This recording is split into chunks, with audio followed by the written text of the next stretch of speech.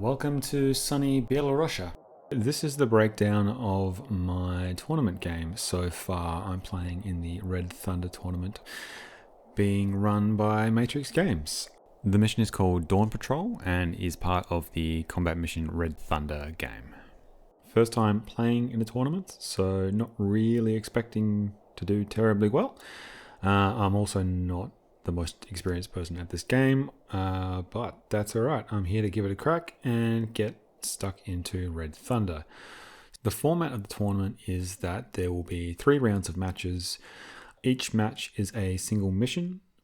It's played in the mirror match format, so you're playing as both sides in 2 separate games, which allows you to normalize for a bit of biased map design, I would say. So in this case, you're playing as the Germans on defense and the Soviets on offense. I mean, the objectives for both sides are the same in each of their matches. So essentially you have 3 capture points that you're looking to defend as the defender, and you're looking to take those zones if you are the attacker. The zones are very similar, but not exactly the same.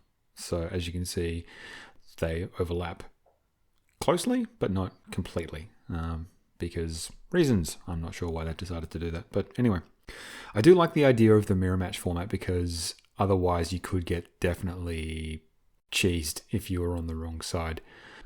If you want a lot more detail on the map and also the forces involved, I would highly recommend the video put out by Usually Hapless. I'll link below. It was through his channel that I first heard about this tournament, and that's what made me decide to enter it. So yeah, go check out his stuff. It's really good.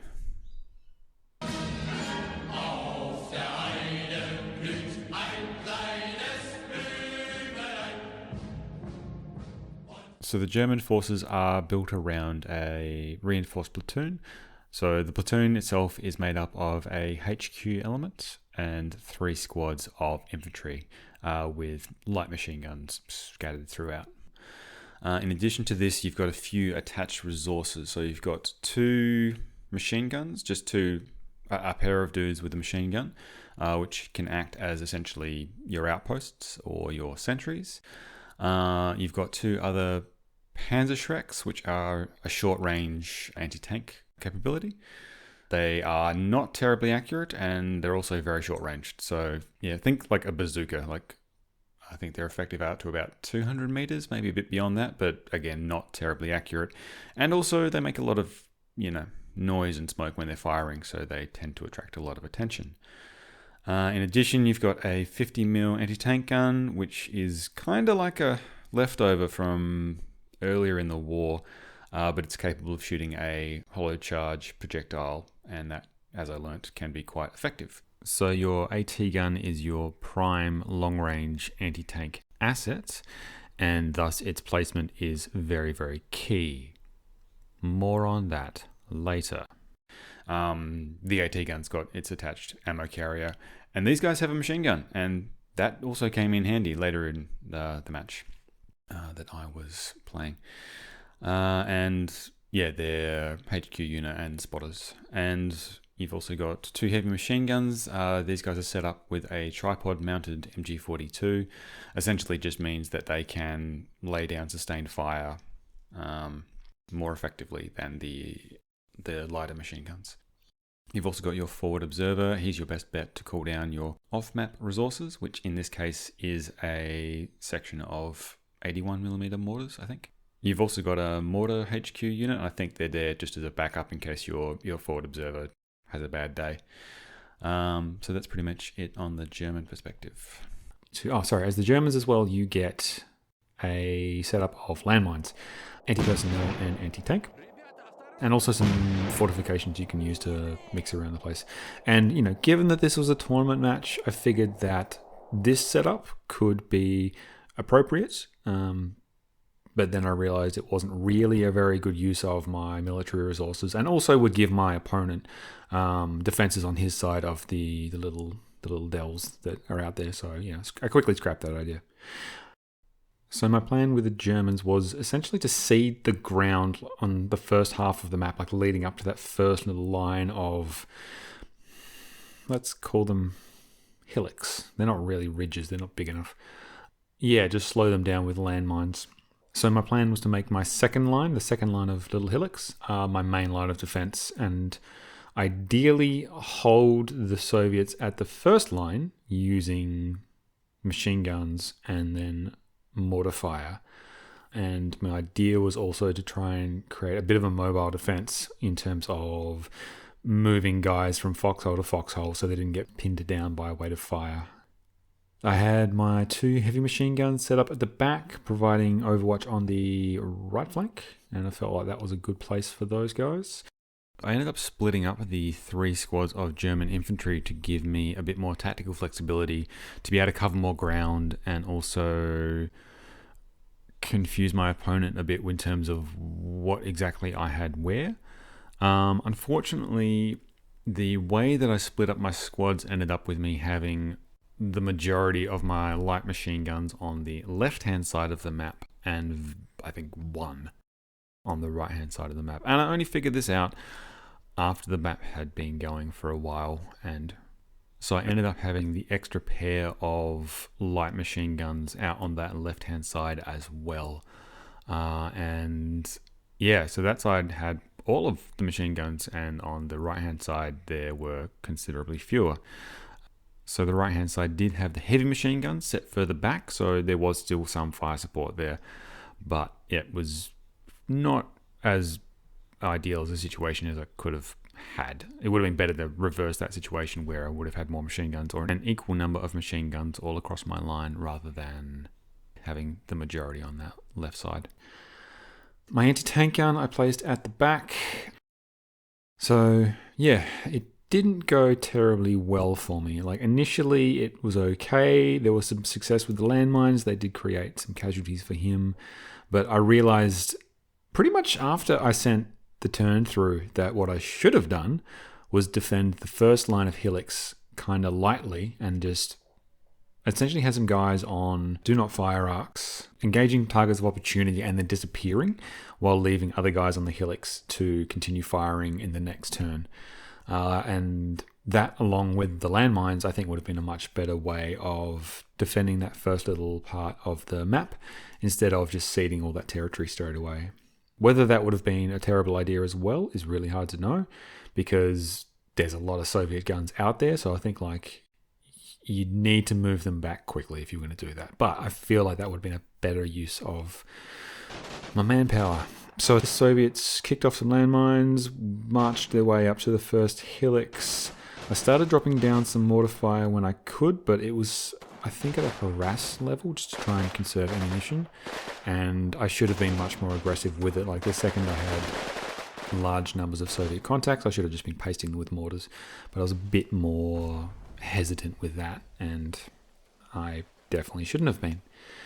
MG teams at the back were doing pretty well in terms of engaging targets out front. I just didn't really have an answer to the Soviet numbers. Like, I pinned them down for a while on that first hillock, but then they just stormed through. So I managed to damage him, cause some casualties, but I had bled myself white by that point. I had nothing left, so I decided to surrender.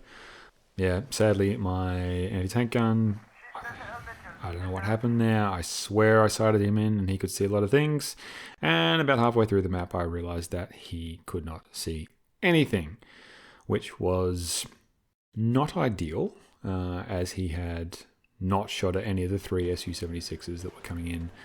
His Su-76s, they didn't discover any mines, so they, had a great time blowing up all of my positions. So the 2 sections of Panzerschrecks I wasn't really able to bring forward to a position where they could get to fire because his armor was far enough back, they were out of effective range of the Panzerschrecks, which is quite short, and also to put them on top of a hill so they could see the armor, they were going to just die immediately, essentially. So that's why the Panzerschrecks weren't able to do anything besides cower in trenches and get shot. So congrats to my opponent, he did very well there. And some definite lessons learned on being more aggressive with mortars and really calling that fire in, and also deploying further forward to not just cede all that ground, because minefields are only useful if they're defended. So yeah, that was the German experience there. It was a good learning experience, but it was not very successful.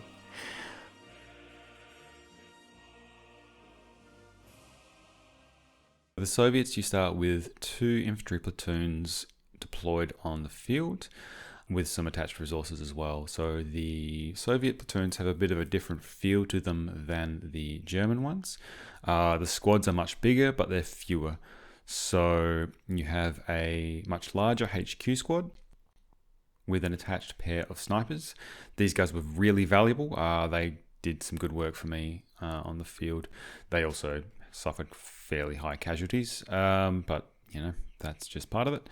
And 2 large infantry squads as well. They come with a light machine gun. It's not as good as the German ones, but it's still there for a bit of organic firepower.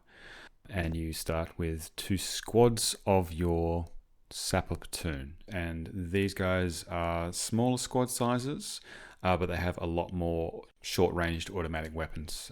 So they're very capable of having a lot of punch in close-range engagements. So these are the ones you really want to be using for clearing out enemy positions. So your longer-range firepower initially for the Soviets is provided by 3 heavy machine guns. Again, these are more set up for a sustained fire role. And you've got some extra snipers as well. And so as the Soviet, you start with 2 of your platoons on the field, with 1 that comes as reinforcements at the 5-minute mark, with the additional sapper squad and the HQ element coming on at 5 minutes as well. And 3 Su-76s, which are lightly armoured assault guns, armed with a 76mm gun, which is useful. The Soviets used to love these things because the crew compartment in the back is actually open, so that made communicating with the crew inside and saying, "Hey, Dmitry, blow up that house over there, please," fairly straightforward. So the off-map resources you have as the Soviets are 2 sticks of 82mm mortars, which come in at the 5-minute mark with your other reinforcements. Soviet plan. So the plan that I had with the Soviets was to punch up on the right-hand side with both of my platoons that came in at the start of the game. And then when my other platoon and my Su-76s came in, I was going to push them to the left flank and use them as a base of fire to support the advance on the right flank. My plan wasn't so much to assault the front of the entire German defensive line. It was actually to focus on a single point of that on one of the far flanks, in this case the right flank, and then roll up the line. So sort of going across the line here and then pushing up the line to try and roll it up and really limit the German defensive options there. So I discovered fairly early on that the problem with putting 2 platoons out there is they make a really excellent target for mortars. So I got pasted a fair amount when they were getting set up. This looked a lot worse than it actually ended up being because I was lucky enough that my troops weren't moving. If they'd been moving into position or attacking through that mortar fire, they would have been very, very unhappy about that. They were still very unhappy about it as it was, but the casualties were not as bad as I thought they were initially watching that barrage go in. So yeah, that's the obvious disadvantage of grouping your forces on a TRP, in that you can get stonked by artillery very, very easily. Also noticed that my opponent did a really useful, interesting thing with his defenses. So the second line of Hillock, he'd essentially put his defenses directly behind the hillock, so they had angles to the left and right they could fire along, but you couldn't actually engage them from the front. That was a really, really nice way of doing that, as it really limited my ability to shoot directly at his defenses unless they were right on top of them, and I did do that a bit later with one of my gutsy engineering squads who went forward. Yeah, so cops and mortars, that wasn't great. Also before then, the MG spotters actually held me up for quite a while, which was a little bit annoying. Thankfully, I realized that just because in my game I ceded that ground didn't mean my opponent did. So initially I had a whole bunch of very ambitious movement orders, essentially sprinting guys up to the first line of Helix. And thereafter I realized that, hang on, just because I'm doing that doesn't mean my opponent is. So was trying to get some bounding Overwatch fire and movement sort of stuff going on. Not so successful because the Germans still nailed some guys, as happens. So essentially, look, this game was a fairly major slogfest. It was just me pushing up to that hillock and then getting shot at or mortared, and then trying to encourage my guys to get back on the line and move forward, sending like a few guys forward to draw fire and figure out where the enemy positions were, and trying to get the other guys in positions to shoot them up. It was very, very inelegant, but eventually somewhat successful. Essentially, both of our sides just ground each other into dust, like you can see from the end score screen. Like, casualties were significant on both sides. I managed to successfully insert some squads into his first line of defenses, but I just ran out of combat power, and that was piecemeal throwing guys in. Just couldn't get enough guys with enough guns in the right places to actually affect a decent advance or get fire superiority or any of that stuff. So yeah, again, some lessons learned there.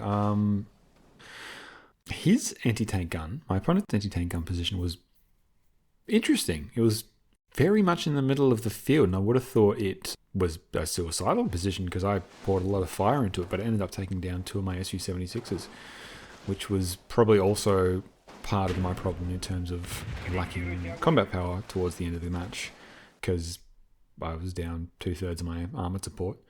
My mortars, I'm not really sure what they did. They just sort of threw them out, trying to get them dropping in places that could have been useful. Very much a slog. So, Dawn Patrol technically is set in 1944, which is, getting towards the end of World War II. But I feel that my tactics were more reminiscent of like 1941 or 1942 tactics, because it was much more ad hoc, piecemeal, throwing guys into the mix when they weren't really in position to do so, which did typify the early Soviet offensives. So my hope is that over the course of the 3-match series, that my tactics develop. So maybe in the next set of matches, I'll be 1943 tactics, a bit more sophisticated. There's going to be a lot more armor in that one, so that should be fun. And then finally, in the 3rd match, I should be at 1944 tactics, which will still be pretty sledgehammery, but hopefully more successful and less grindy, less piecemeal. Also, just I was finding it somewhat challenging to just keep the turns going in. Like, it was almost a relief when I surrendered as the Germans, because I only had one game to worry about, for the day, one turn for the day, because before that there was a lot going on. So in that regard, it was actually kind of simpler. So lots of lessons learned in the first round of this tournament. I did actually manage to secure some points, and I was quite happy about that. So yeah, there'll be another video to follow for my daring do in round 2, coming out soon, hopefully.